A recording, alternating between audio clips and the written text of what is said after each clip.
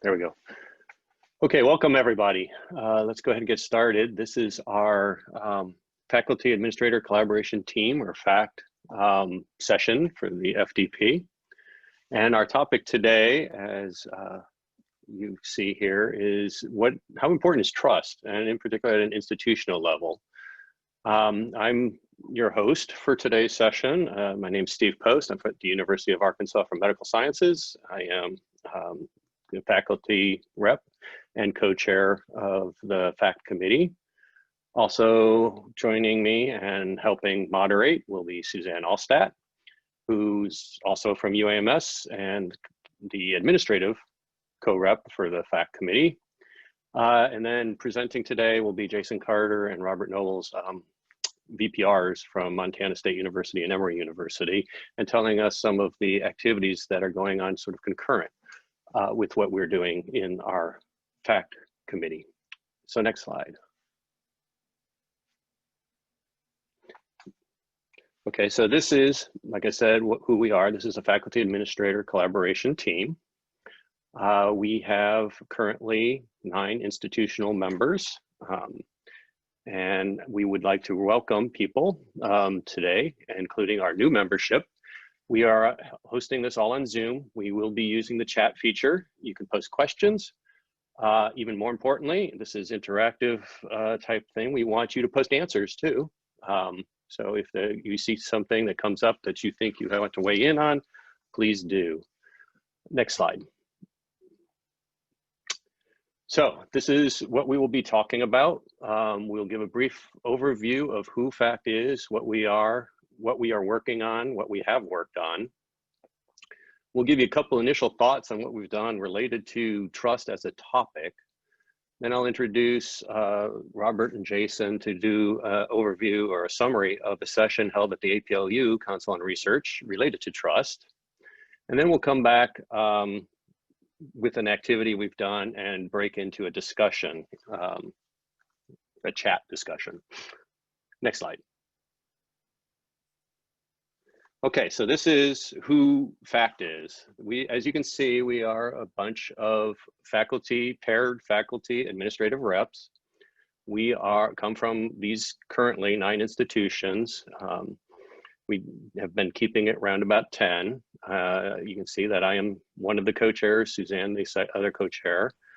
We are the second chairs, Mark Hasselkorn and Dave Reed were the initial chairs. And one thing that will set us apart is that we are all paired from an institution, and we are required to participate as a pair because that is what we are trying to do here.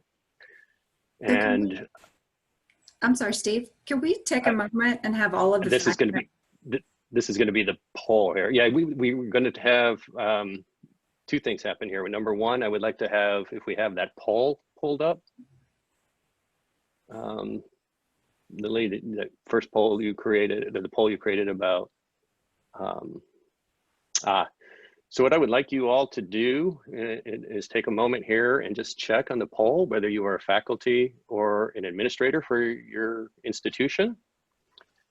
And I would also, I think Suzanne was going to get at, have the people of the FACT committee introduce themselves. You'll have to tell what institution you're from and whether you're the faculty or administrative rep, and I would suggest going down from top to bottom on the list up there. So Charles Drew, Ava, are you here? All right, well, we have Eva McGee and Perilla are the reps from Charles Drew University. College of Charleston, Kelly, I know you're here.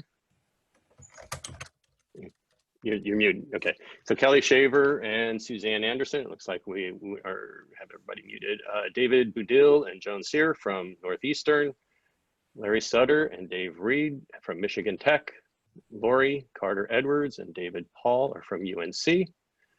University of Texas at Austin, Dean Appling and Courtney Sweeney. And the University of Washington, Mark Hasselkorn and Lynette Arias and Rick Fenger, who's been a technical rep.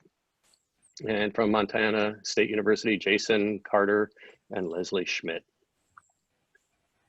Okay, so You can see the result of our poll. We are primarily administrators attending today. Of course, I'm not surprised based on the balance we have usually at these meetings. 89% administrator, 11% faculty. So thank you. Next slide.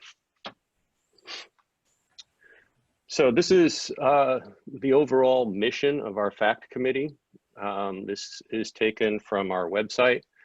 And what you'll see is right away that we take institutional pairs, the faculty rep and the administrative rep. And what we like to highlight is collaborative efforts. And that is how can we better collaborate to support research at our individual institutions. Okay, and I think the key concept here is collaboration. We like to deal with issues that involve both faculty and the administrators. Next slide. So this is also on our website. It follows from our mission, what our goals typically are. And central to each of these is to try to capitalize on the unique environment that FDP provides us. And that is an environment where we have both faculty or PIs and the research administrative teams together. Okay, so we try to capitalize on that to have a dialogue, to advance efforts, compare best practices, if you will, across institutions to advance research. We try to provide FDP with a way to understand, and I think we have made some inroads into this, the importance of these interactions at the institutional level. And finally, integrate as much as possible with the FDP organizations to come up with best practices and projects that are in line with our FACT initiatives, which are really to bring together those things that involve both the research administration and the faculty. Next slide. So I just want to take a minute. We've been together since about 2016 or 2017.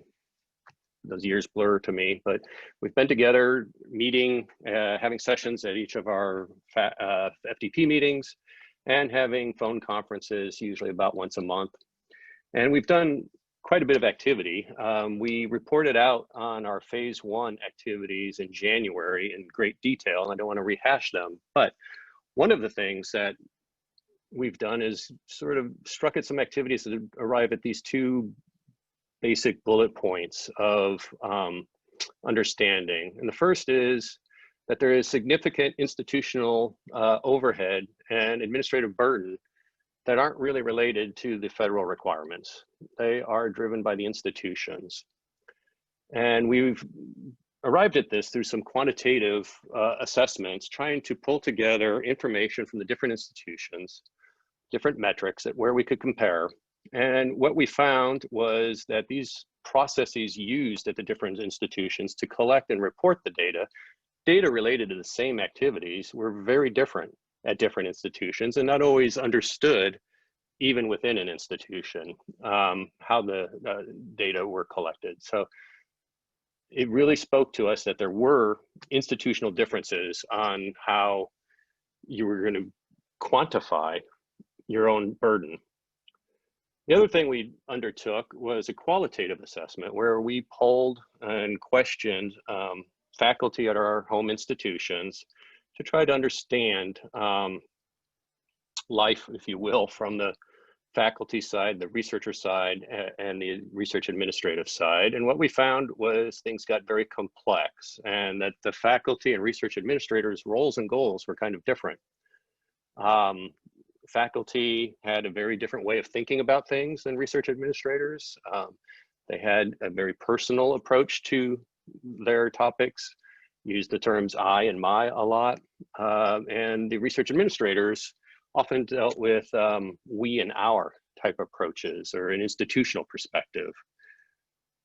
And then they also had very different expectations about what should come out of the research, what was considered successful in terms of a research enterprise.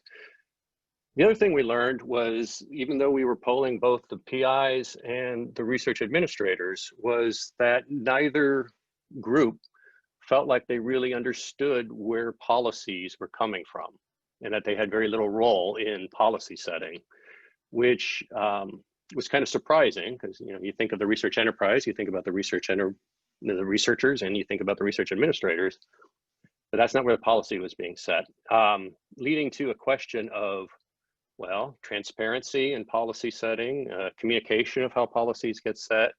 And we're going to hear a lot more about that as we go through today's session as a theme related to trust. So next slide. Okay, so then in the September or January meeting, I forget which one, Sandy Schneider started to report results of the faculty workload survey. And it was very interesting to note that during the faculty session, she presented this issue that trust, or the institutional perspectives on trust, was a variable that tracked very closely with the administrative burden associated with research. Okay, the more trust, culture of trust you felt your institution had, the lower the burden. That struck us as kind of interesting, given that that seemed to be, even without us putting that term on it, an underlying theme of what we were seeing from our surveys that we'd been doing for the past 2 years. So we reviewed what we thought would be an activity, would be to review the FACT institutional work survey results with the trust related questions. That is, how did trust, or did trust, correlate with those activities that seem to be driving the workload. This was also brought up at the faculty session the other day. When we did this amongst ourselves, we were able to generate a nice table, but I think what we found was that one is our FACT institutions are pretty trusting, and second, that we didn't have a lot of variability in the trust range, but a lot of variability in terms of what kinds of institutions we were, so our numbers were really too small. Something we might want to come back to explore as how to expand that. So then Lynette Arias made us aware of a new tool that we were able to take advantage of, and that was Thought Exchange, and some of you may have participated in these before through other committees. So we actually queried our FACT committee members about what are the 4 most important things that your institution does or should do to promote trust in research. Okay, we polled them. We asked the members to identify themselves as faculty or admin. We got about 50 different thoughts that were rated with 388 ratings. It gave us a number of thoughts that we could then build themes around. Next slide. And this is what we came up with as the top thoughts overall. So this is, of the 50 thoughts, the ones that got the highest ratings amongst all FACT members. And you can read them: accounting and owning mistakes. So what you see there is an underlined part in bold. That is the general statement or the general thought. And you'll see that some of these general thoughts really follow themes. And then afterwards is a description or an explanation of what that thought meant to the person who was putting it in a thought exchange. Okay, so I don't want to read these to you now because we're going to have an activity where we're going to ask you to do a poll here and rank these thoughts amongst yourselves. Next slide. So we will launch a poll. Those 8 thoughts will come up again. We want you to select the 3 thoughts that best describe what you feel are the key ingredients to trust at your own institution. Keeping in mind that what we're really looking for is the trust that occurs between faculty, researchers, and their research administrators. We'll give you a few minutes to do that, and then afterwards we'll share those results and try to get an idea about how this larger group feels. Next slide. So what you'll see on the poll is the question that says, please select 3 of the following thought statements. There you go. Those are the main thoughts that you saw before. please select 3 of those, the top 3, and then hit submit. Next slide.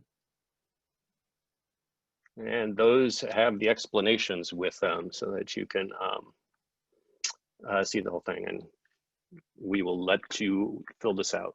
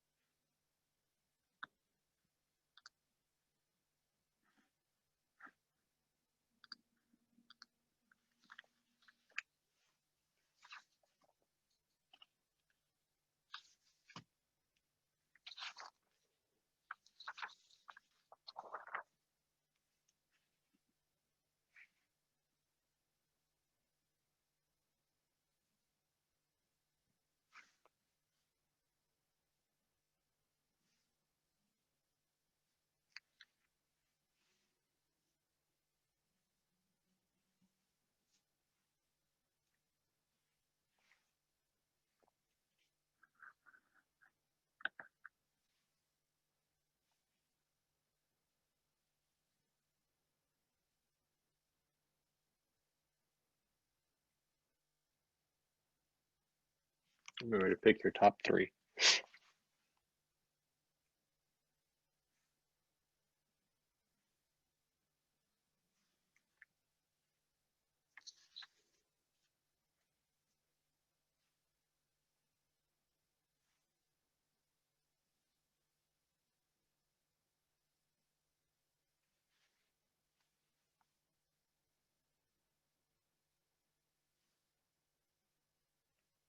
And Lily will show us the results as soon as we get most people finished.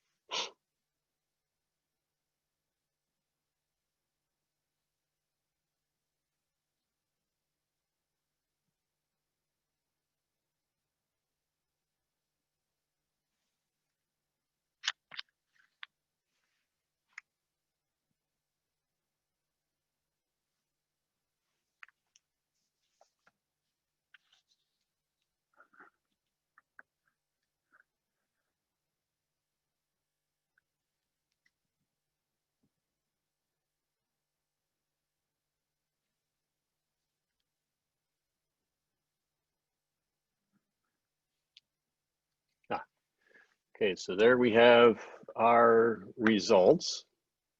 And it looks like the top result is accountability and owning mistakes, 53%. Close behind that, be honest and transparent. And then be transparent about how decisions and policies are made, right there with improved communication. Okay, so we'll come back to that towards the end when I'll show you how we rank these in priority and some differences we found between the faculty and the administrators who were ranking them. So thank you all for doing this. And like I said, we'll come back to it. So can I have the next slide? Okay, so while FACT was undertaking our activities, it turns out that the APLU, the Association for Public Land Grant Universities, and the Council on Research had reached out to a couple of VPRs associated with the FDP and FACT, Robert Nobles and Jason Carter, to try to do a presentation or a summary of activities related to, it was actually a workshop, I guess, on trust at their institutions. And they're going to give us a quick summary of what they presented and discussed at this summer series. So I think I'm going to turn it over to Robert to introduce it, and he and Jason will do a tag team here. So Robert. Yeah, absolutely. And thank you so much. Next slide. I do want to put this into context and for everyone. With APLU, the Association for Public and Land Grant Universities, over the last 5-6 years, we've been organizing this workshop, Alicia Needler and myself, in partnership with Jason Carter, Doug Delahanty, and Jane Strasser, related to really preparing new VPRs and people aspiring to be VPRs on the totality of the research enterprise. And this is typically a full day workshop that transitioned to Zoom format over this summer, and we do it in a summer series right before the APLU annual summer meeting. And so it's been absolutely amazing because in the planning process, what we try to do, and I tell you this threat that we were challenged with the cycling of people in that chief research officer role, cycling through their universities. When a survey by Kelvin Drogermeyer and Alicia went out probably about 7 years ago, it indicated that the average lifespan, the average tenure of a vice president for research at an academic institution is about 3 years. And we had these cohorts of individuals aspiring to this role, but conceivably it was thought of as a sunsetting position. You do this at the end of your career and you ride off into the sunset as some type of appointment to someone who's been profound in their research activities over their career. And what we wanted to do is build a more robust infrastructure around research. One of the themes that came up in thinking about this was this notion related to trust.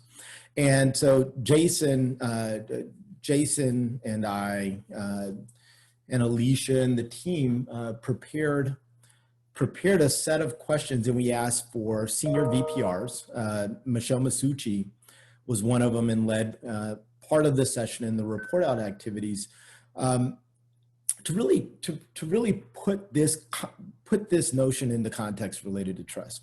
And so we do this. It's a full day, and it went pretty well. Let me walk you through some of it before I turn it over to Jason to highlight some of the report out activities. Next slide. So one of the things that we shared, making sure that each of the new and aspiring VPRs understood the role of the Federal Demonstration Partnership, is that we showed this faculty workload survey. And we showed the timeline, which is here for you, and Sandy presented on this yesterday, of the actual numbers that have been reported since 2005. Hovering around 42%, went up an additional 2% when the survey went out in 2018. And that is indicating something. One, that FDP's work to reduce the administrative and faculty burden for conducting research activities probably is successful, because I would venture to say that the number would be much higher than that with the number of regulations and changes that have happened from 2012 to 2018. Next slide. And so we use that as a framing and a context. Then we wanted to explore and kind of had this theory, this thought of what is my institution's, if my institution has a culture of trust for our researchers. And I'll tell you, as a vice president for research and many of my colleagues, we struggle with trying to get the right information to the right audiences at the right time, right? Information dissemination in our research enterprise is something that is a bit elusive. And the porridge could be too hot, the porridge could be too cold, and it's something that needs to be front and center. So one would postulate that if the culture of trust was high, one would believe that the administrators are working diligently to decrease the workload of the faculty in those activities. And so there could be an inverse relationship related to trust and workload and how an institution facilitates that activity. And then so the opposite is also true. If you don't have a good culture of trust, faculty and others would believe that the administrators aren't doing enough to decrease the extra items that are necessary to carry out a research enterprise. And I'll tell you, I've been at a number of institutions. There's a lot of truth into that. How well do we trust our investigators, and how paternal are we going to be as administrators with those investigators? Next slide. And so we asked a couple of questions and then went into breakout sessions. And again, I think Jason, and there were 7 other with Michelle. So Jason, Michelle, 7 other individuals that facilitated these sessions. We typically have about 100 individuals, 60 to 100 participating. And we ask three basic questions for discussion. One is, at your institution, how would you rate trust between faculty and research administration? And are they stronger in certain areas? And we had the groups talk about that. What factors do you think are most important in building trust from both a faculty and a research administrative perspective? And do note that if a vice president for research at an institution does not foster trust, they don't last that long. So they have to foster trust amongst their team. They have to foster trust with the other key leaders and administrators at the university, and they have to foster trust with faculty. So the point is that the vice president for research and the research office reports to absolutely everybody at the institution. That is something that is front and center. And then the last question, how might strategies differ if you were going to think about building a culture of trust for junior faculty, as opposed to senior faculty or research faculty, underrepresented faculty? How would you change your strategy of building trust? And so I'm going to turn it over to my colleague, Jason Carter, to highlight some of the key outcomes of those sessions. Thanks, Robert, for setting the stage on this. Lily, you can go to the next slide, please. So what I'm going to try to do here is report out on some of the breakouts. And I do want to mention, Robert had mentioned Michelle, who is obviously one of our individuals who led a breakout session, myself, but also Dave Reed from Michigan Tech and Lynn Chronister from the University of South Alabama were part of that session. I see Dave on, I don't see Lynn on, but Dave and Michelle, if I miss anything that was discussed in the breakouts and the summaries, please feel free to add to the chat, and thank you both for participating in that APLU session with Robert and I. So to the point of the first question, we had a breakout. The breakouts lasted for 20 to 25 minutes, and then we had a report out. And so what I tried to do here with my colleagues, including Robert and Jane and Doug and Alicia, is try to nail down sort of 3 to 4 basic summary points on that report out. And obviously these report outs vary based upon the discussions that occurred, but we had each leader kind of give a summary of what they talked about. For this first one here, how do you rate trust between faculty and research? And is it stronger in certain areas? Well, as you might imagine, while the ratings varied by institution, there wasn't a single vice president for research that raised their hand and said, oh yeah, trust is not a problem. We're good and everything's fine. Everybody agreed that there's room for improvement. No matter where their institution sat, it was very clear that everybody thought there was room for improvement in some area with regard to trust. The question to which areas might have a stronger culture of trust really varied. There was mixed responses in the report outs, but it appeared, at least to all of us who summarized this, that there were more breakouts, and there were 8 breakout sessions with about 5 to 6 BPRs in each of those breakouts, that more of them felt that there was lower trust in research compliance compared to sponsored programs, although that was not uniform.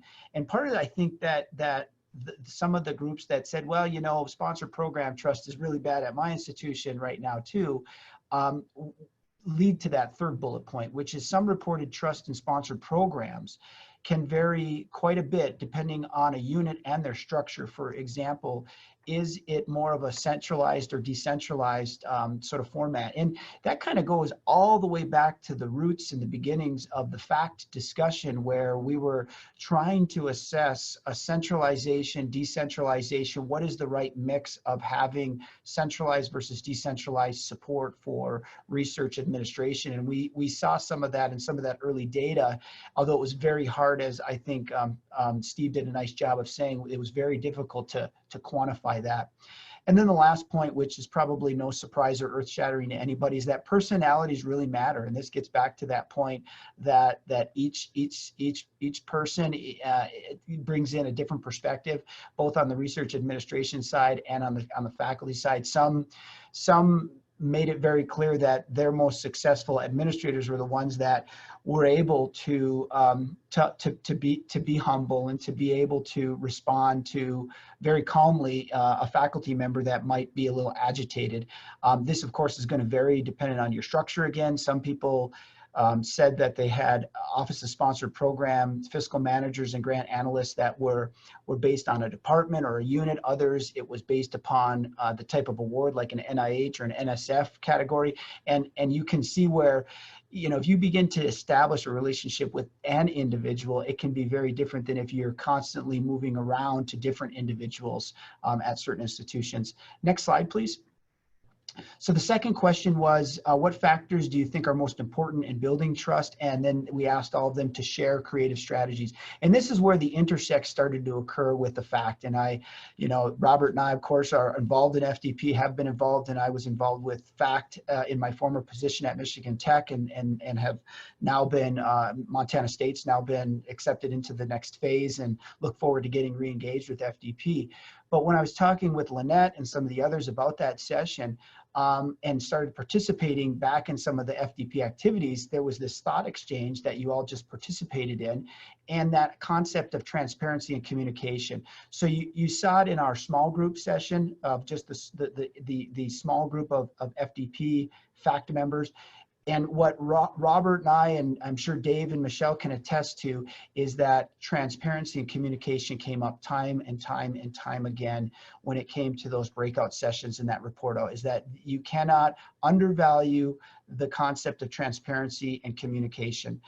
Several groups converged, and so when we started getting into the creative strategies, or maybe not even creative, but just strategies that have been implemented successfully at institutions to help with that transparency and that communication, several groups converged on the importance of having a research council of sorts that engaged not only key administrators, so your associate deans of research, your center and institute directors, maybe a department chair, maybe a dean representative, but also representative high-flying faculty that are out there doing research. And so almost all of the VPRs, VCRs talked about having something like a research council, although I found it interesting in listening to the summaries that people meet you know, at different times and different amount of times over the course of a year. Some meet monthly, some it's a quarterly meeting, some it's once a year they get together.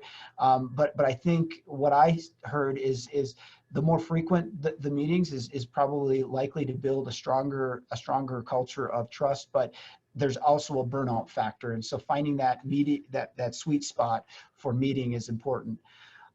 Surveys were mentioned both in a positive and negative light. I mean, I just think people, and Sandy mentioned this yesterday in her concerns about, you know, the FDP workload survey, is it just people are survey fatigued, and in particularly, I think under COVID situations, everybody at their institutions and their professional societies and everything are trying to obtain information. And because we're not face to face, I think surveys have just now gone up exponentially. And so people said that they have surveys where they regularly survey their faculty, but they're not seeing really great results. But some said they are very informative. And I think we heard that from Dave Reed's comment during the session the other day, where he said the workload results going back at an institutional level can be very helpful in informing decision making. And I think that that's something we all have to think about, is picking and choosing what we survey and how often we survey.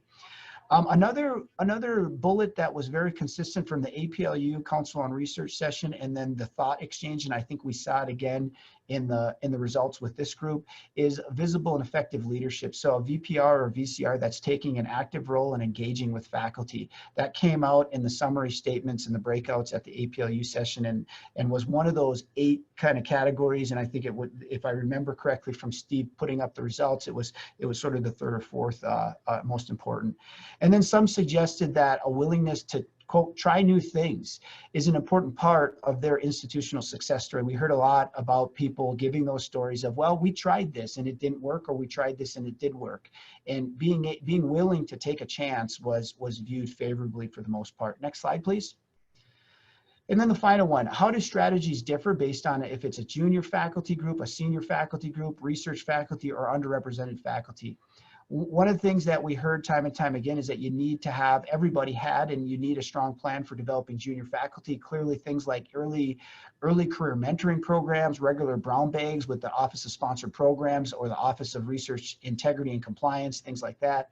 But we also heard from people that there's been a bit of shift in the recent years in that we have to balance out all of this infrastructure for junior faculty with mid-career to senior faculty, particularly when we're trying to think about things in terms of recruitment and retention of those individuals. So I heard personally, at least in my session, and it was reported out, that people are starting to think a lot more about how do you provide infrastructure and services and build that culture of trust with that really important mid-career and senior faculty, as well as just your juniors.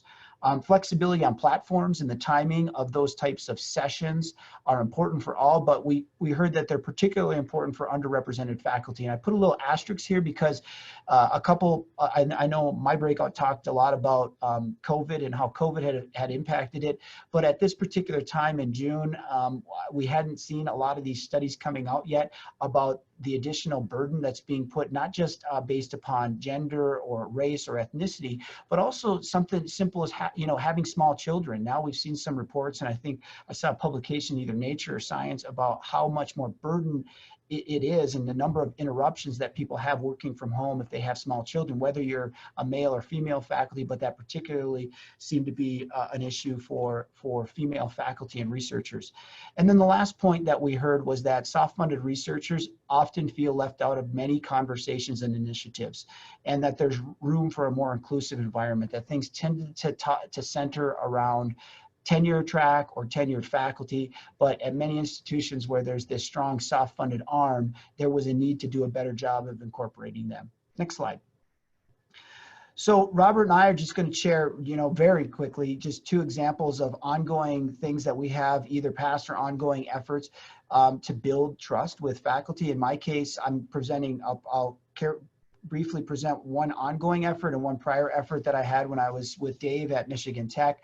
So right now, what I'm working on is working with our attending vet, working with our faculty animal care users to try to adjust our animal use fees. And you can imagine how much fun that is. Anytime you're doing adjustments to use fees, it's never fun, but we haven't made adjustments here in a long time.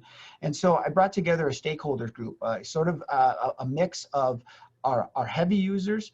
I included a couple people that are really supportive and level-headed, and then I included a couple of the people who I knew were going to be the really difficult ones that weren't going to get on board.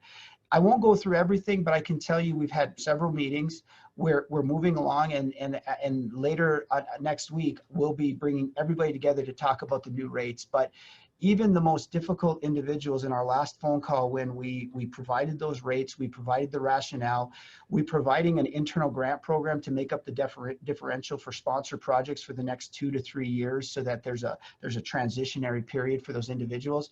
Even the most difficult faculty member made the comment during the summer. He said, "You know what, I don't always agree with this, but I appreciated the transparency." And he specifically used that term, transparency. He said, "I don't agree. I think the university should be subsidizing this at a much higher rate, but I appreciated the rationale and the transparency." And so I think that was a good start. I don't feel like I have them completely on board with this, but I think now when we go into this session to talk about this, it's going to be easier. The other case study that I've been involved with, and this was in my former role as Associate VPR at Michigan Tech under Dave's leadership, was, I was that difficult faculty at one point, a little bit difficult. I wouldn't consider myself too difficult, but I kept, saying we need more time. You require us to have these proposals into OSP 72 hours in advance and no more changes. What if we got you the budgets and the budget justifications and the other things that from a compliance standpoint, but you give us back on the back end of this additional time to incorporate feedback from our external reviews and other things, and that we can make changes to the scientific portions all the way up till the day of the deadline. And so there was a give in that we were going to start getting our budgets and our budget justifications to the OSP office 1 week prior to, with hopefully no changes beyond that, but that we gained 2 days back on the back end of it, and we could make changes to the scientific aims and the research strategy sections and et cetera. We tried this as a pilot, and reason, one of our dirty little secrets, and I got this from Dave and I've incorporated it here, is you throw pilot in front of anything and people don't get too wound up about it. So we piloted this with NSF and NIH for 2 consecutive cycles. And then speaking of surveys, surveyed our users, almost 95% said, we prefer this. We were skeptical, but this ended up working out really great. And so over time, we integrated that with all of our federal awards. And now that was just part of the culture now at that institution, which I've now moved on from. But I thought it was a really good success story to highlight, and Dave can clarify anything there. But that was an initiative where it was a back and forth between a faculty group and the administrators in trying to figure out, well, how can you win and how can we win? And I think we struck a pretty nice medium there. So I'll stop and allow Robert to share his couple examples of trust building activities at his institutions, and then we'll move on. Yeah, I really like those examples, Jason. You are really gifted at the win-win proposition. So thanks to you and Dave for being creative in that front. The 2 examples that I would provide, one is related to the IRB. I've been at University of Texas, Texas A&M, University of Tennessee, and now at Emory. And I'll tell you, at many institutions, the bulk of the researchers flow through the Institutional Review Board. And it's been a transition over time. But there's some keys related to building trust with our IRB. One is, I hope all of you have already done this. I'm pretty sure you have, is convert from a paper to an electronic system. You would be surprised that many institutions were still pushing paper for IRB and using email only. And the tracking mechanism, I'll tell you one thing that I was going to say pissed off, but I should probably not say that and say that upsets people the most is a faculty member believes that they submitted a study to you and you can't find it. And they contact you a month later asking, what's an update on my study? And you don't have it in your files and can't find it anywhere. And so electronic systems are incredibly important. Asking for realistic expectations of your team and then promoting those to your campus. And that's where you have the voice of the vice president for research or institutional official stepping up saying the expectations for review of my office are less than a week for exempt, less than 2-week time for expedited, and you will get a response to your full board application within 1 week of the full board meeting. And when you set that, I'll tell you, your team becomes a little anxious about meeting those goals. And then when you publish the results on a monthly basis in a newsletter from the IRB on these are things that are going on and these are our metrics of success, you can see the variation based on submission times and when you are starting to have problems. And someone needs to own that. And I would tell you that, yeah, the IRB director should own it, but the IO should step up and say, this is how my organization is functioning. Please provide us feedback. And when you open up those lines of dialogue and communication back with faculty, it tends to work out. It has in my history of helping people revitalize the partnership models of their IRBs. And it's really about owning where things are in the process, being transparent, and sharing your metrics. Another thing that I would mention, and I would have to attest that one of the things that I enjoyed, and I enjoyed a number of things at being at Texas A&M University, but one of the things that I saw that was pretty profound is that they had a council of principal investigators. So we had a research council, and that they go through the whole faculty senate process. Or they get delegated by the research office, but a council of principal investigators was to me a more profound concept, because it's people who are performing research that you are inviting to have a voice on the research enterprise, and you provide updates as a point of accountability of a research infrastructure for an institution. And so I've always valued that and took that concept from A&M, made sure that I engaged when I was at the University of Tennessee. And then at Emory, during my first week, it was very interesting. They had this established faculty advisory board, which is really like a council of principal investigators. And we had our first meeting, and they were huffing and puffing about the value of this group from the research office. And they asked me for 3 things walking in. You know, welcome, Anne-Marie, we're so happy you're here. And then they started pounding their fist on the desk, on the conference table, asking for 3 primary things. One is that they were all going to quit this voluntary appointment if I did not tell them that I valued them and that I would listen. And I'm like, well, that's easy. I value you, and I'm going to listen to you. I've never been in a room with a bunch of people, incredibly bright people that I didn't listen to. So I said, that's easy. What else?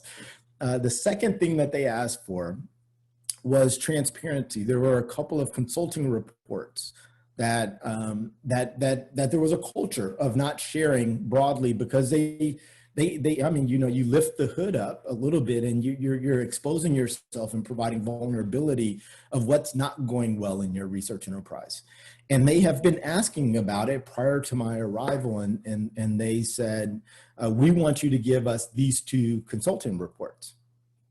And I said, okay, I could do that. I will give you one next month because I need to review it first, and then I'll give you I'll give you and the campus the next one. And it was funny because they looked at me and they said, no, you won't. And I said, I said, I guess we will see, because I'm telling you I would provide it, which means I'm going to provide it. They didn't trust it. And, but I delivered as I do, and they were appreciative. The third thing that they asked for was that I would somehow vow to them that when I'm creating new policies that impact them, that they would be they would be joined at the table to provide input early instead of things being done to them. And I said, that's my typical nature, because you're either at the table during planning or you're judging the outcome at the end. And I prefer you to be at the table because we're doing this together. There's nothing that I want to accomplish for our research enterprise for which that I don't want your input on how it's going to be implemented and impact you. And so they looked at me as an odd duck, but I would tell you that turning around the perceptions of individuals, and I really like what Mike said with his New York Times article about really looking at theory of the mind and understanding where other people are coming from. I take that perspective. I understand where our faculty are coming from. I have research grants and I get it. I completely get it. And I put first and foremost in my mind that we are here to serve and advocate for them. And so those are 2 examples I wanted to share. Jason, I'll turn it back over to you to conclude our session. Yeah, and I think that was it. And I appreciate those stories, Robert. And I even learned something there. I'd love to hear a little bit more about that. Council on PIs, talk with you more. So back to you, Steve, I think, to finish things out.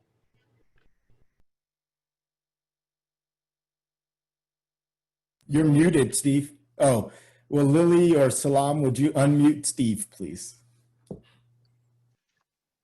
I think I'm back on. Can you hear me now? Yes, okay, they just didn't want you to interrupt us, I think. Probably wise. Well, thank you, Robert and Jason. That was very informative. Suzanne and Lynette, do we have anything in the chat that we might want to bring up now, or should we save it for the end? We don't have any questions right now, but I do want to call everybody's attention to the link to the Theory of the Mind article that Mark was kind enough to give us. So take a look at that. I'm sure that we will be talking about that more later. If you do have questions, please put them in the chat. You can send them to everyone, or you can send them to me privately. Great, thank you. So I think that was a great overview, and I think a lot of the issues,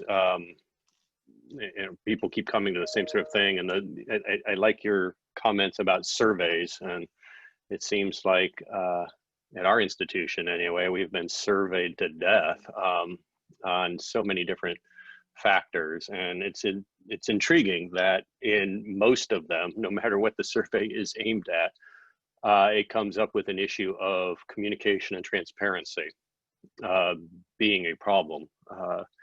And I think we can address that a bit more towards the end, but I really appreciate your examples of how you're trying to engage a broader audience in making the policies in particular at your institutions. So, well, back to our survey. Next slide, please. Okay, next slide. So, what you saw before was the thought exchange results that we had done amongst ourselves, the FACT committee, in no particular order. And this is in a particular order. This is how they, the 50 different thoughts that we ranked fell out from 1 to 4, the top 4. And this is considering both faculty and administrators together. And I think the top 2 really show the importance of transparency, in particular about how knowing what's going on and why it's going on. Second one brings in the concept of honesty and transparency, so that everybody is in part engaged. Communication, how do you know there's transparency? I think it's good communication is important. And I think one of the things that gets lost in the communication is it's important that both researchers and administrators know the same information. That implies a multiple direction type of a communication, not just an information dump, which I think is one of the things we can talk about at the end, because that's the result of a lot of our surveys is when we identify communication as an issue, we get a lot more email, but not exactly addressing the issue of poor communication. And the last thing was don't underestimate the importance of stable personal interactions. And you saw this also come up in the APLU one. Familiarity breeds trust. You know people, you interact with them over time, you begin to trust them, unless you actually have a good reason not to. But generally speaking, this is how you build trust. Okay, next slide. So this is how it broke down amongst our group. And in our group, we had about an equal number of faculty and administrators participating. And it's pretty similar, but there were a couple differences. Faculty, be transparent, increase transparency, really listen to feedback, which was kind of something that didn't pop up on the from the administrative side. And again, let's see our leadership. Let's see the VPRs. Let's know what they're doing. So it's sort of a argument for what we just heard from Jason and Robert about them being out in front of the people that they're making decisions for. And then can we pull up the results from our survey that we did amongst ourselves here, Lily? Okay, so the administrators, which was what we have now, when you see one thing that's different is the top one we had today, which was mostly administrators, accountability and owning mistakes. Mistakes happen, take accountability. The administrators rank that both amongst our group and this group very highly. What else did we have up there? Be honest and transparent was on both. That was the top one amongst our group. And be transparent about decisions and how they're made. That was a top one amongst the faculty, actually. So it breaks down pretty close to the same, but it's interesting, I think, that this accountability factor really factors in a bit under the administrative thing. It highlights, again, some of the things that we have different ways of thinking about and expectations about what our roles are. Okay, next slide. So one of the things that Thought Exchange allowed us to do is we just saw the top 8. We had over 50 thoughts, and they were all ranked, not all into the top 8. But what you could do is go through them and put them into themes. And there's an AI function, a way that the Thought Exchange will do this, or you can do it manually. And if you looked at the 50 different thoughts that we had, they all sort of fell into one, sometimes two of these themes. Transparency being a very common theme. We've heard about that a lot. Communication, I think, is hand in hand with transparency. Familiarity. There are a lot of thoughts related to that, and maybe diffuse the rankings of any one, but a lot of thoughts related to actually knowing individuals. Really important for faculty interaction with their research administrators. And then there's an important one that we haven't really talked about, but it factors into trust, and that is fairness, accountability, competency. You know, how reliable is the service you're getting? Involvement and engagement, we heard about that. The faculty want to feel like they're part of the decision-making process. I think the same might be true for the administrators who have to help the faculty along the way. And then value and support. People like to feel like what they're doing is valued, that they have the means to provide their services. If they don't, obviously that builds problems with trust because they don't have what they need in order to do their jobs. So I think these are common themes. Spanned, you know, the polls that we did, the polls that came out of the APLU, and I think these are the types of things that will have to be dealt with at the institutional levels. And I think these are where we can maybe focus our discussion going forward. So next slide. We've got about 25 or 30 minutes for discussion, and I hope we can get some good discussion going, in particular about what the FDP and FACT might be able to do to help with this institutional issue of culture of trust, and how we might best do that. We saw a couple case examples from the APLU.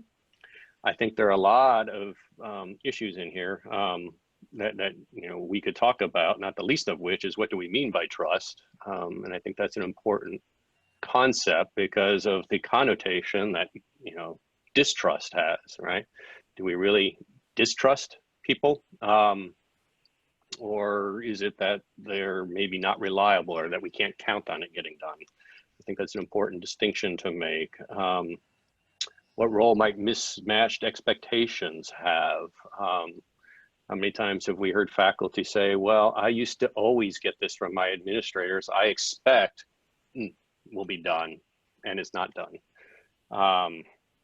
Or administrators, I don't understand why the faculty don't know or read the instructions for their applications and aren't familiar with the rules. Reliability, we talked about. Something that came up in one of the sessions the other day was actually systems, something that's being put in place to help us, right? Electronic systems, databases. Well, as those go in to play, there's usually a lag time, and all of a sudden faculty find themselves being asked the same question over and over and over. And it's like, well, why am I being asked this? Did you not get my answer? Are you trying to test me?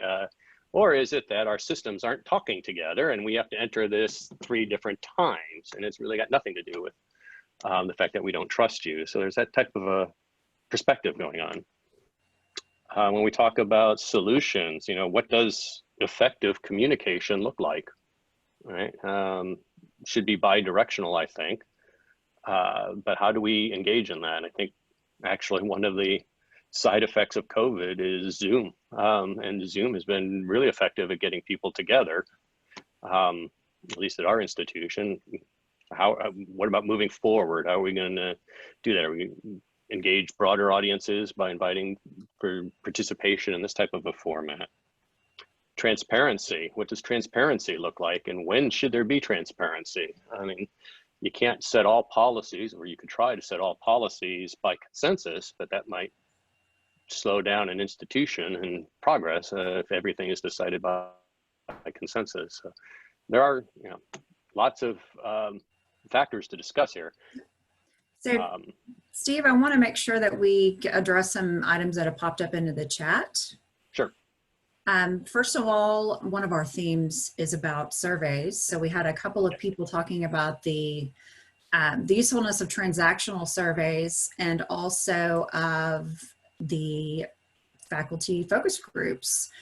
So to have multiple short surveys would be a better thing than to have, you know, one long survey, so we can at least help get rid of a little bit of that fatigue. So we also had someone bring up the issue of competency and reliability in building trust. And we did find that in all of our studies. So we can definitely talk about that more if we need to. We also have transparency that showed up in a couple of our different conclusions. So one of the things we might, and this is from Mark, one of our FACT members, what we might do is examine the distinction between transparency of university processes and decision making, and then the transparency of individual participants in the collaboration. Hey, Suzanne, a quick comment on the question that Joan proposed or suggestion about shorter surveys that might be a path forward. Actually, that's very much what we're considering right now is just a 1 to 2 question survey, even just you know, sort of like the thought exchange, where you kind of have 4, 5 stars, 4 stars, 3 stars, and how your experience was working with your grant analyst or fiscal manager, how your experience was with your IRB submission, and just begin to collect those as they submit. That would pop up and just really quickly, as opposed to multiple question type of survey. We're actually exploring that right now in the feasibility, trying to do something like that. Yeah, I think that's a good point. Targeted survey. I mean, we get surveys, as you know, Suzanne, all the time, and they try to cover everything, and they don't apply. So many questions don't even apply to people, and you want to turn somebody off a survey real fast is ask them questions that don't apply to them and don't give them the choice of non-applicable, right? So I think that type of a targeted survey, shorter, to the point, is actually a really good concept. And I like Mark's thing, because that came up a lot when we were polling amongst ourselves in our phase 1, is we have policies that, you know, at the level of our interaction with individual research administrators, and when I say we, I'm speaking as a faculty member, those were good, but then nobody seemed to know where the transparency was for the policies, you know, the higher level of the communication and how they're being made. So that's a very important distinction to make, Mark, is who are we talking about when we talk about transparency and communication? The individuals or sort of an institutional level? Tough one to deal with. So I put this note into the chat, but I also want everybody to know that if you would like to speak, you can either raise your hand or you can just send me a quick note in the chat and we can get you unmuted and let you talk. Okay. So we've got a couple of more comments. One from Joan Sear, who's another one of our FACT members. So let's talk about whether FACT FDP should develop some very high level, maybe top 3 ways that institutions can help to develop a culture of trust based on Robert and Jason's findings, and also based on what we as the FACT committee have found, since they're very similar. Deborah, would you like us to unmute you and let you talk about what you posted in the chat, or would you like me to read it for you? Deborah says she wants to talk, so. Hi, thank you. Only because I don't, it's a broad statement, but I think as faculty, I find that there are major decisions made by the university, really well-intended, that get a lot of input from expert administrators. So they're really well thought through. But as we know, the perspective of the faculty is very unique. And we don't want to, you know, faculty are busy, right? they have to focus on research, and a lot of times the administration doesn't want to pull them in too much and use their time. But on the other hand, as faculty, we need to say no, yes, sounds good. And it should come at the end stage, but not after the decision.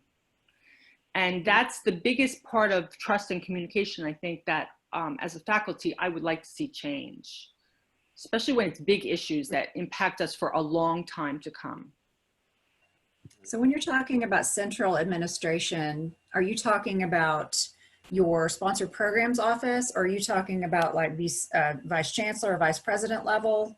Where are you talking about those decisions being made?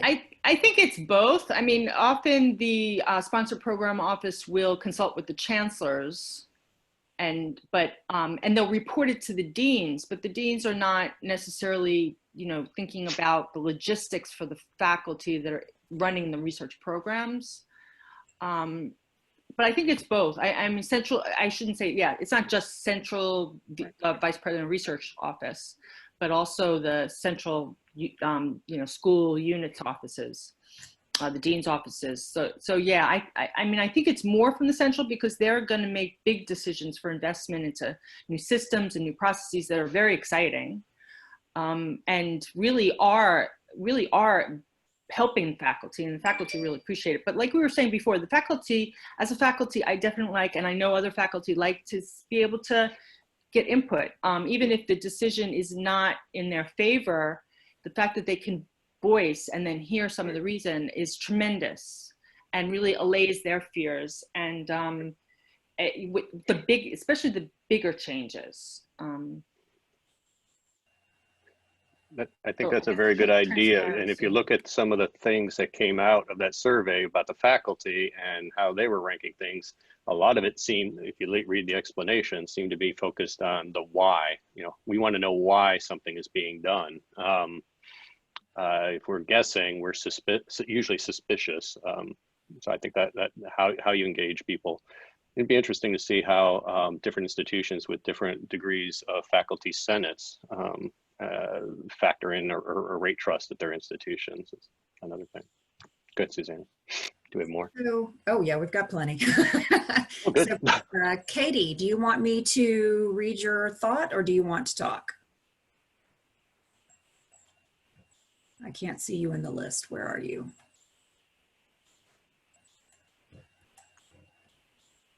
This is a long Hi, I'm happy to do either, but since I've unmuted, I'm assuming, can you hear me? Yes. Yes.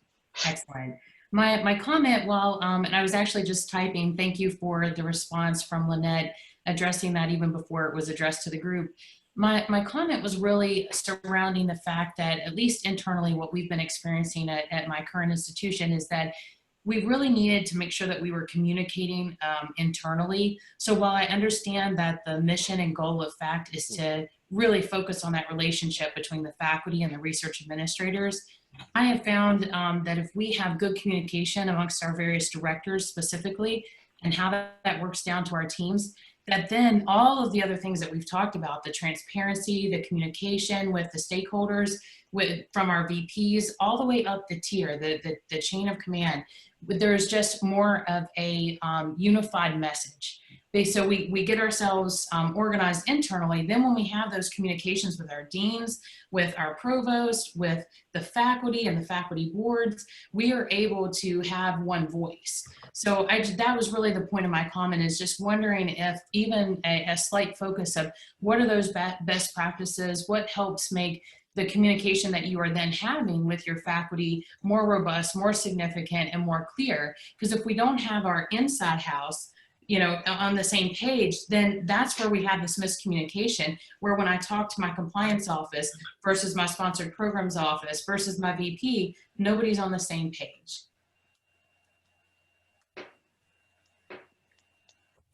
I think those are very good points. We Confusion doesn't build trust. I'm going to let Lori Carter talk, if I can get her unmuted. There we go. Lori, you're on. Hi, Suzanne. Thank you so much. And thank you, Lynette. And thank you all. We have a wonderful group today. I'm Lori Carter Edwards from the University of North Carolina at Chapel Hill, and I'm flanked by David Paul, who we're great to and privileged to be here. I want to respond to Deborah's comment about these layers of administration, and also to Katie's comment about communication. And I'm an optimist, half glass half full. But I will say, after doing this as a faculty representative, a researcher who's trying to understand administration, these issues are not simple. And I will tell you that when you have large institutions that operate differently, like a school of medicine tied to a major university that operates in its own manner, in like the School of Medicine and the university at large, where the administration needs to have the flexibility and the freedoms, it becomes hard sometimes to send the one message. And I think in this conversation we have to talk about, which is what our previous VCR had mentioned to me, the distinction between what is a must and what's a should. And so if it's a should, we should leave it alone and have conversations in faculty advisory meetings, or let them be by schools, or whatever the case may be if the school runs a certain way, because they have certain reasons and nuances for dealing with the should. It's the musts that university administrators need to make sure that faculty are very aware of, what comes down from the Office of Management and Budget. But there are layers to this communication that have to go on, and that this goes back to Deborah's point that's really important. There are layers of administration, and faculty are used to dealing with the first layer of administration, which is the research administrator in their departments. They are our first line. They are the people we go to. They're the ones who are going to the meetings and know what those issues are. That relationship is a very different relationship than the faculty member talking to David as my VCR. And when I'm dealing with my research, I wouldn't be having the conversation with David. David's having the conversation with the people that are the research administrators that help me. And I think it's very important for us to understand that those are different layers of communication that need to be improved to build a ladder of trust. Rather, it would be nice if we could do it out laterally, but this ladder of trust is really important to consider different ways that communication needs to happen, and that trust comes from giving people the flexibility within that structure as well. Great, thank you, Lori. I have a comment that I want to read out. So Wesley says that they have close to 2,000 faculty at their institution. They engage faculty senate and faculty leaders in process changes. But with so many faculty, some groups are always going to feel left out of the process. So do we have thoughts on reaching such a broad and diverse group? Jason, would you like to talk about that one? Yeah, thanks. Thanks, Suzanne. I saw that, and it indicated that I'd be willing to address that. So one of the things that I think is important to remember is we often make assumptions in research administration at multiple levels, like Lori was talking about, that communication is going to flow and flow properly. And we've all participated in those fun activities where you're in a room and for icebreaker, a message flows from one person and you've got this communication trait, and by the time it's down to about 4 or 5 people, it makes no sense to where it started.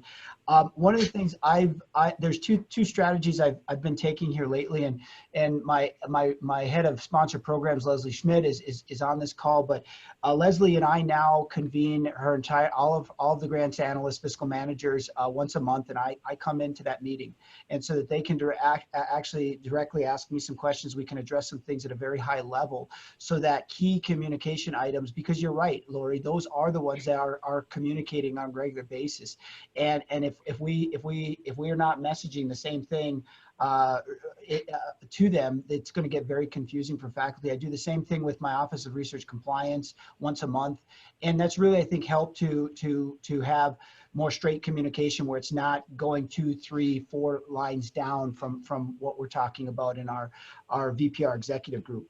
The other thing that comes to mind from Wesley's response is I learned during COVID that when I was sending out communications to the deans, department heads, and center and institute directors, while I had made the assumption that they were forwarding those on, they were not. And when I talked to my research council and I asked, how many of you have been regularly getting these communications from the deans, department heads, and directors, only about half of them said they're regularly passing those on in a timely manner. Some department heads were really good about it, some didn't. And so what I started to do is I let the department heads and directors and deans know that I was also going to be sending the same communication to research council, and I told research council the same thing.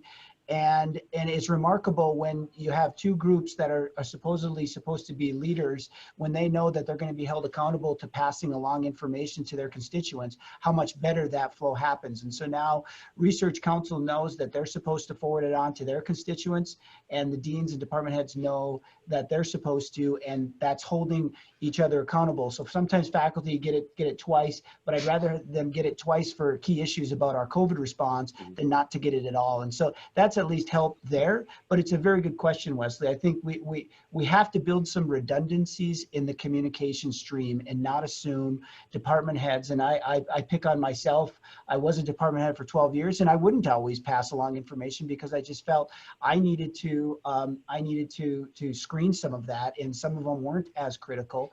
But what happens then when there is a critical message and it isn't getting through to faculty and you think it is? So building a couple redundancies, I'm not saying overly redundant, but a couple redundancies may help. Thanks, Jason.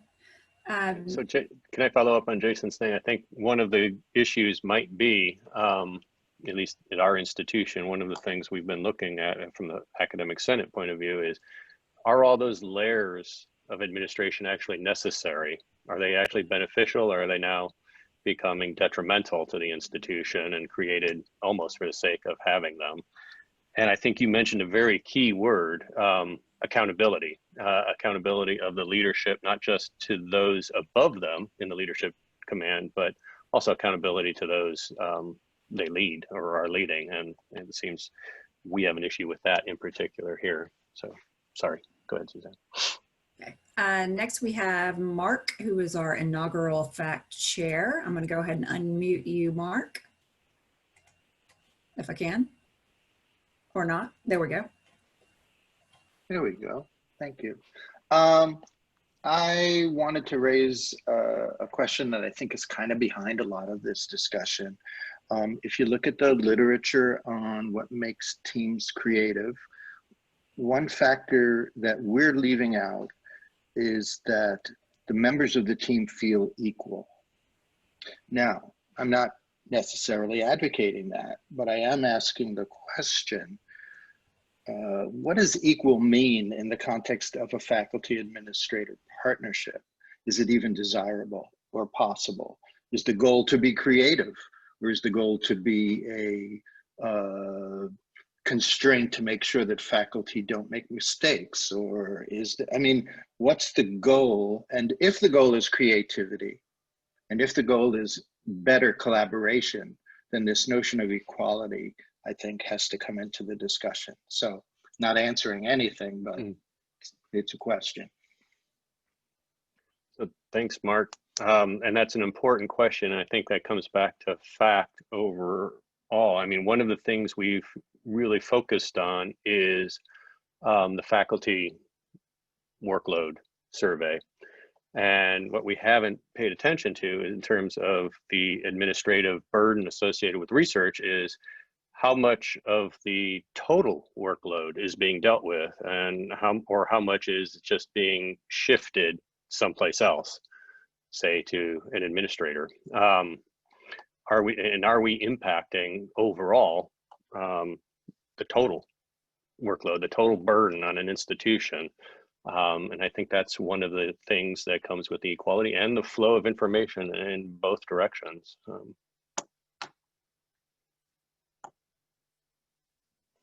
Anything else, Suzanne, that we've got coming up? We've got a couple more minutes, I think. It would help if I would unmute myself.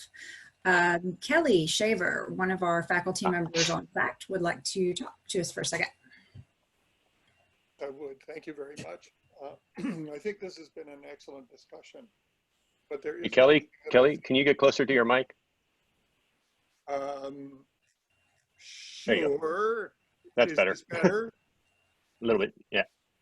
Only a little bit. It's good I'll enough. do the best I can to scream.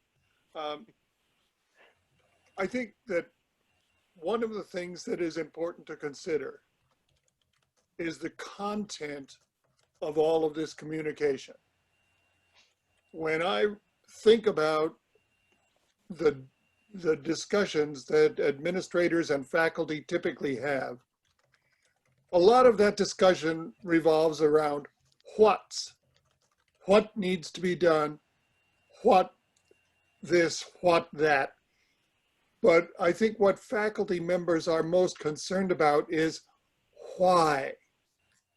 We're the ones who, all you got to do is go to an FDP meeting, and almost every conversation that a faculty member initiates is of the form, why are you doing this? And you can't have a real conversation unless the people who are being asked are willing to consider that question and give it a real answer.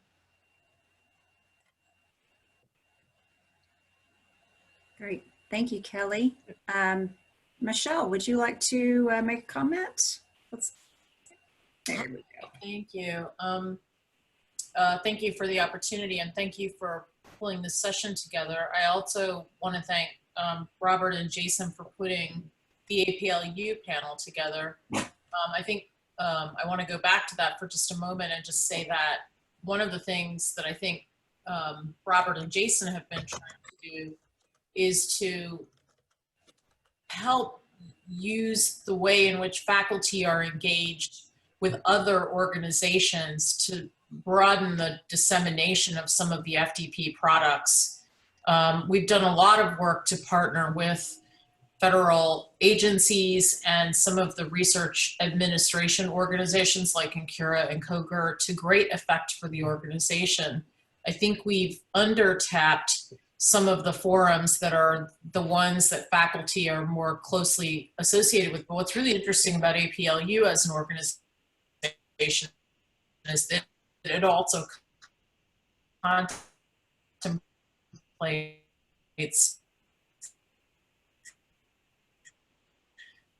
not only faculty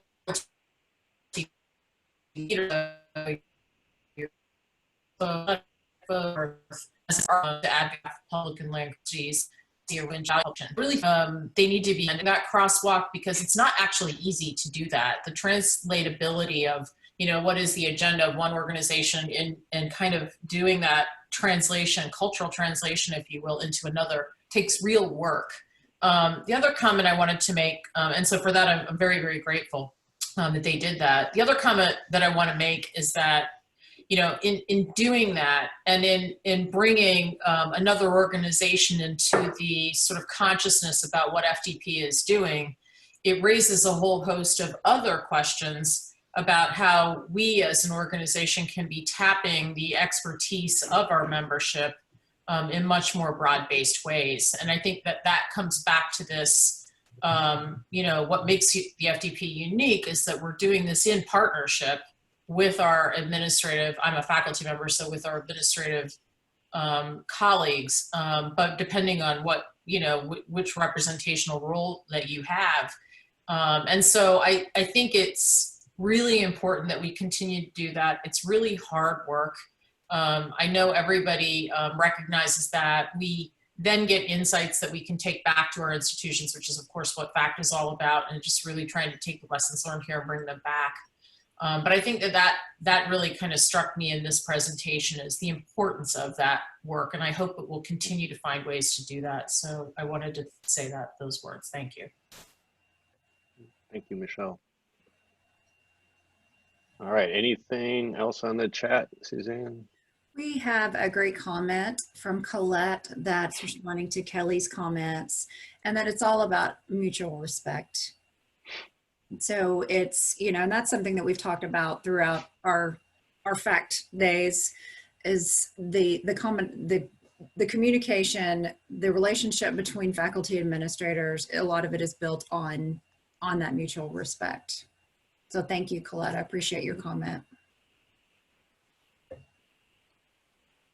Okay, we have just a minute or so left. If there's nothing else, is anybody else raising their hand? We do have one very, very important comment. National Research Administrators Day is tomorrow, September 25th. So to all of my fellow research administrators, thank you. You're wonderful. You're all superheroes. So hug your research administrator virtually. Okay, I was going to say. Suzanne. No. Yeah. Okay. I think I'm going to wrap it up then. I want to, if we could go to the next slide. I certainly do not want this conversation to end or wait until, well, whenever we have our next session, January or whenever. If you have comments, if you have suggestions, please email anyone on the committee, the FACT committee, or me, or even better, Suzanne. If you have questions for Robert or Jason, there's their emails. I certainly want to thank everybody for participating today. This is just the beginning, I think, of this discussion. I want to thank all of the FACT members for participating. We've been meeting very regularly to address this and get this session together. So I really appreciate the efforts, particularly of Suzanne, my co-chair, and Master of Chats, Lynette Arias, who's really done a great job of shepherding us through this virtual whole FDB session thing, as well as keeping us up to date with the thought exchange. One of the things I've heard is that it's probably good for us to be thinking about examples from our institutions about where things have worked, particularly in engaging people and exchanging, how should we say, having effective mechanisms of communication. If people have those examples, by all means, please send them in, because I think that's one of the things we probably need to focus on. And with that, I have us as out of time. So I want to thank you all. Thank you for being here. Until we meet again. I'll turn it back to Lily.